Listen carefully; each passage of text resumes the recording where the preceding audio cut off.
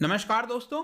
कल पाकिस्तान के अंदर दैट इज 17 जनवरी को एक काफी बड़ी रैली निकाली गई थी सिंध प्रोविंस के अंदर, ताकि जो सिंध प्रोविंस है उसको एक अलग देश का दर्जा दिया जाए। इसको सिंधु देश के नाम से भी बताया जा रहा है। तो इसके बारे में तो मैं आपको डिटेल से बताऊंगा, जो पूरा सेपरेटिज्म चल रहा है पाकिस्तान के अंदर। लेकिन उसके पहले हम देख लेते हैं एग्जैक्ट लोकेशन कहां पर यह रैली निकाली गई थी, और इसके लिए हमें थोड़ा जूम आउट करना पड़ेगा और जाना पड़ेगा वेस्टर्न साइड में। जैसा कि दोस्तों आप देख सकते हो, यह है आपका पाकिस्तान का मैप, और यहां पर अगर आप सदर्न साइड में देखोगे तो सदर्न साइड के वेस्टर्न साइड में यह आपको पता है काफी बड़ा एरिया है। इनफैक्ट सबसे बड़ा प्रोविंस है जिसको बलूचिस्तान प्रोविंस कहते हैं। और यहां पर जो ईस्टर्न साइड में आप देख रहे हो, जहां पर भारत के साथ बाउंड्री टच हो रही है, यह है आपका सिंध का प्रोविंस। और सिंध के प्रोविंस में आपको पता है दोस्तों, यहां पर काफी सारे बड़े शहर आपको देखने को मिलेंगे, जैसे कि कराची हो गया, यहां पर बंदरगाह है। इसके अलावा हैदराबाद हो गया। हैदराबाद के जस्ट नदर्न साइड में आप देख सकते हैं दोस्तों, यहां पर एक छोटा सा जगह है जिसको कहा जाता है सन, SANN, और यहीं से गुजरती है इंडस रिवर, और यहीं पर यह पूरी रैली निकाली गई है। तो जैसा कि आप यहां पर न्यूज में देख पाओगे, कई सारे आर्टिकल्स लगातार आज आ रहे थे।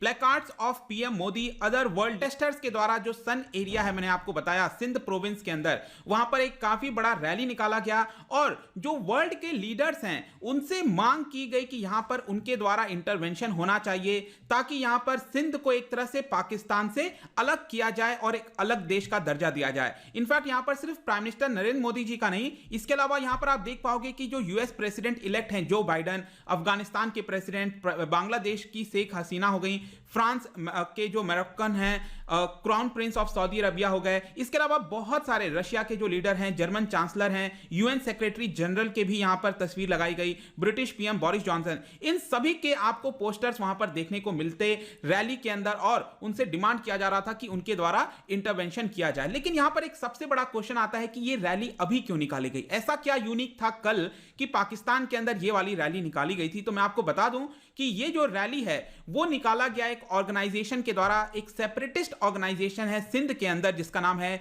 GA सिंध मुत्तहिदा महज। यहां पर आप देख पाओगे इसके बारे में, GA सिंध मुत्तहिदा महज, इसको बनाया गया था, फाउंड किया गया था 2000 में, ईयर 2000 में, और इसके जो चेयरमैन और फाउंडर हैं इस समय वो हैं आपके शफी मोहम्मद बुरफत। तो ये उसके फाउंडर हैं, और यहां पर इसका हेडक्वार्टर भी सन में ही है जहां पर यह रैली निकाली गई है। और इसका स्लोगन आप देख सकते हो दोस्तों, यहां पर लिखा हुआ है सिंधु देश is destiny, GM Syed is the guide. अब यहां पर आपके मन में सवाल आएगा कि स्लोगन के अंदर ये GM सैयद कौन है? तो मैं आपको बता दूं कि कल 17 जनवरी को ही यहां पर उनका 117th बर्थ एनिवर्सरी था GM सैयद का, और वो वहीं पर जन्म लिए थे। और उन्हीं के इस बर्थ एनिवर्सरी के मौके पर यहां पर ये पूरी रैली निकाली गई थी, क्योंकि माना जाता है कि जो GM सैयद हैं वो फाउंडिंग फादर्स हैं ऑफ मॉडर्न सिंधी नेशनलिज्म। तो सिंधी नेशनलिज्म को लेकर एक सेपरेट मूवमेंट उनके द्वारा स्टार्ट किया गया था।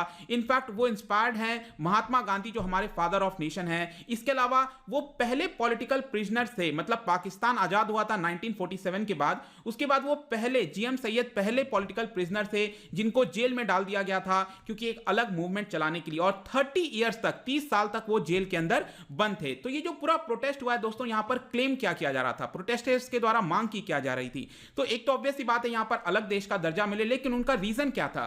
तो सबसे पहला उनका कहना था कि ये जो पूरा सिंध एरिया है, प्रोविंस है, ये होम है ऑफ इंडस वैली सिविलाइजेशन का, जहां पर वैदिक रिलीजन भी उत्पन्न हुआ था, आपको पता है। और यहां पर ब्रिटिश एम्पायर ने पहले से इलीगल तरीके से उसको ऑक्यूपाई किया हुआ था, और आजादी के बाद 1947 के बाद एक तरह से इसको evil Islamist hand of Pakistan को सौंप दिया गया। तो आप इसका पर्टिकुलर देख सकते हो जो जो वर्ड का इस्तेमाल किया गया है। इसके अलावा यहां पर बताया जा रहा है कि सिंध के अंदर आपको बहुत सारे नेशनलिस्ट पार्टीज मिलेंगे जो कि चाहते हैं कि सिंध को अलग देश का दर्जा दिया जाए। इसके अलावा उनके द्वारा बताया गया इस पूरे प्रोटेस्ट के अंदर कि कई सारे इंटरनेशनल ऑर्गेनाइजेशन प्लेटफॉर्म पर अलग सिंध देश की मांग की गई थी, और यहां पर उनके द्वारा बोला जा रहा था कि सिंध के अंदर जो रिसोर्सेज हैं उसको तो पाकिस्तान क्या करता है, ऑक्यूपाई कर लेता है, उसका यूटिलाइज कर लेता है, लेकिन सिंध पीपल के फेवर में नहीं करता है। बाकी स्पेशली जो पंजाब प्रोविंस हो गए या फिर बाकी के जो रीजन्स है वहां पर इसका इस्तेमाल किया जाता है पाकिस्तान अपने हिसाब से, लेकिन सिंध के अंदर जिस तरह की तरक्की करनी चाहिए वो वहां पर नहीं किया जाता। इनफैक्ट यहां पर मैं आपको बयान सुनाना चाहूंगा, जो फाउंडर हैं ये पर्टिकुलर पार्टी के चेयरमैन, मैंने आपको बताया शाफी मोहम्मद बुरफत, उनका इस पूरे प्रोटेस्ट को लेकर क्या कहना था। तो देखिए उन्होंने काफी विस्तार से इसके बारे में बताया और ये कहा कि यहां पर सिंध के लोगों के ऊपर काफी बड़ा असॉल्ट हुआ है, बारबेरिक असॉल्ट हुआ है हिस्ट्री और कल्चर को देखते हुए, लेकिन उसके बावजूद भी सिंध के अंदर यहां पर मेंटेन हुआ है separate historical and cultural identity. Sindh ने हमेशा से एक अपना अलग दर्जा, मतलब कि सिर्फ हम वहां पर इस्लामिक या मुस्लिम के नजरिए से नहीं देख सकते हैं उस पर्टिकुलर रीजन को, क्योंकि सिंध अपने आप में पहचान है। यहां पर भी अक्सर आप सुनते होंगे, इनफैक्ट हमारे देश के जो राष्ट्रगान है वहां पर भी सिंध का इस्तेमाल होता है। तो वहां पर अलग अलग कल्चर्स, लैंग्वेजेस, आइडियाज, चाहे फॉरेन पीपल हो, नेटिव पीपल हो, सभी के द्वारा यहां पर उसको सम्मिलित किया गया है और यहां पर कॉमन मैसेज है ह्यूमन सिविलाइजेशन का। ऐसा यहां पर वो जो चेयरमैन है शाफी मोहम्मद बुरफत, उनका यह कहना है। इसके अलावा उनका यह कहना है कि सिंध के अंदर आपको बहुत सारे सिटीजन्स मिलेंगे जिन्होंने बहुत अच्छे काम किए हैं, चाहे वो इंडस्ट्री के फील्ड में हो, फिलॉसफी के फील्ड में हो, नेविगेशन, मैथमेटिक्स, एस्ट्रोनॉमी। लेकिन पाकिस्तान ने क्या किया है, उनको एक तरह से जंजीरों में जकड़ के रख दिया है, क्योंकि यहां पर अनकॉन्स्टिट्यूशनल तरीके से दबाव डाला जाता है वहां के लोगों पर। और इसीलिए हम चाहते हैं कि जो पूरा विश्व है वो हमारा साथ दे इस पूरे इंडिपेंडेंस के मूवमेंट को लेकर, क्योंकि एक तरह से हम ये जो स्लेवरी है उसके अंदर जीना नहीं चाहते हैं और इससे हम अलग होना चाहते हैं। ये सारी बातें दोस्तों मैं नहीं कह रहा हूं, यहां पर जो उन पॉलिटिकल पार्टी के लीडर हैं, चेयरमैन है शाफी मोहम्मद बुरफत, उनका यह कहना था इस पूरे प्रोटेस्ट के रैली में। इनफैक्ट अगर आप देखोगे पाकिस्तान के अंदर जो सेपरेटिज्म की भावना है वो स्टार्टिंग से ही रही है। 1947 से अगर आप देखेंगे अलग अलग रीजन्स में, जैसे कि सबसे बड़ा तो प्रोटेस्ट का जो आपका सेपरेटिज्म का मूवमेंट चल रहा है वो है आपका बलूचिस्तान के अंदर। यहां पर आप देख सकते हो ये पाकिस्तान का मैप है, सबसे बड़ा प्रोविंस मैंने आपको बताया बलूचिस्तान है, जिसकी कैपिटल है क्वेटा।